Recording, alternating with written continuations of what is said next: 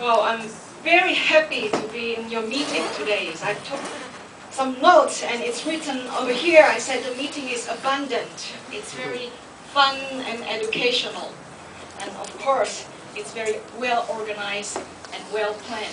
So let us go quickly to see what we have done for the evening, right? Now I said abundant. Of course, I noticed that you have a professional reception team, right? Especially when we have 3 guys over here, and in a very professional way, all having the trays. That is my favorite part of the night, right? And you have lots of food. When I arrived, I was greeted, and I was led to my seat. So it was professional reception from your team, right? Now, for Toastmasters of the evening, this is also the first time I experienced a Toastmasters meeting that has 2 TMEs. I thought it's very creative, very fun. You have a way for making a meeting that is very interactive, having conversation with 2 fun TMEs, right? So that is also different, and I love to learn about that. Maybe we could try that somewhere else with my club in Legacy, right? Now, very good work with TME. Next, I noticed helpers. Honestly, I arrived late, about 15 minutes late. So when I came in, I saw the helpers already introducing their role tonight. Now, if I could give a little more suggestions, even though helper seems to be a rather minor role, but it's actually extremely important. We heard about the thing that say the devil in the details, right? Now I noticed that for such an important part, you do the introduction of your function in a very casual and in a quick way.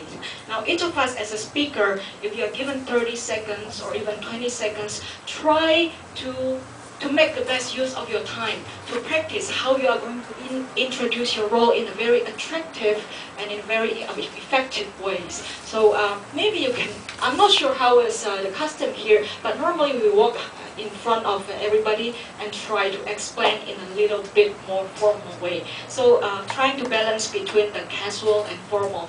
But the helpers did very good work taking the notes and controlling the time, right? Now, I noticed we have 2 sessions. First is the workshop session.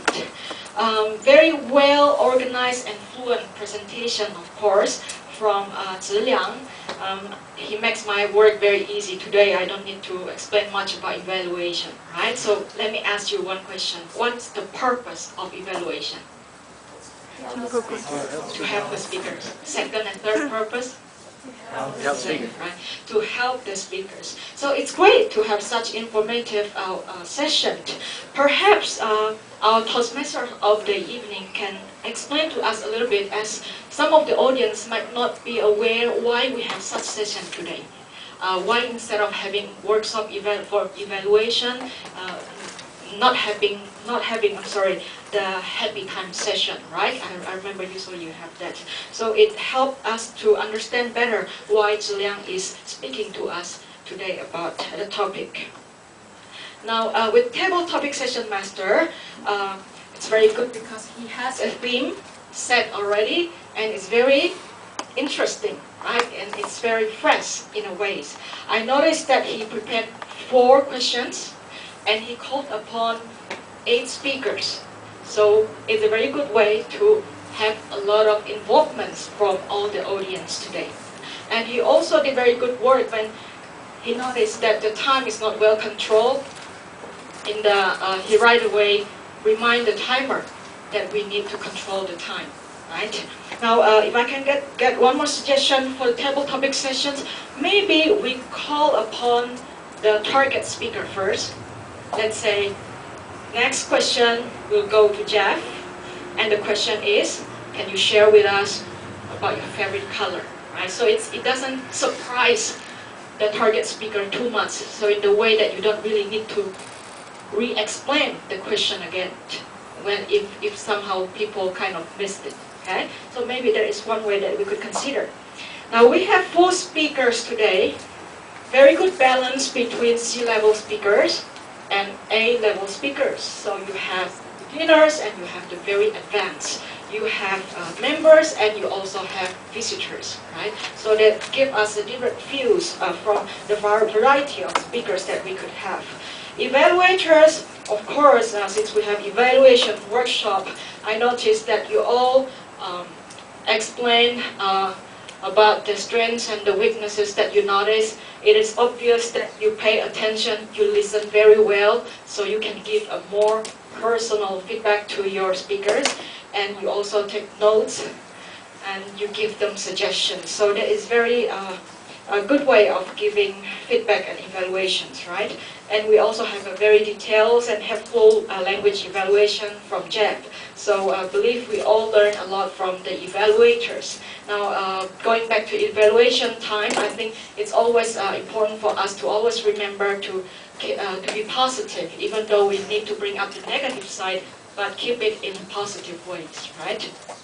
Now, officers, I believe, has done a lot of good works in arranging meeting for today.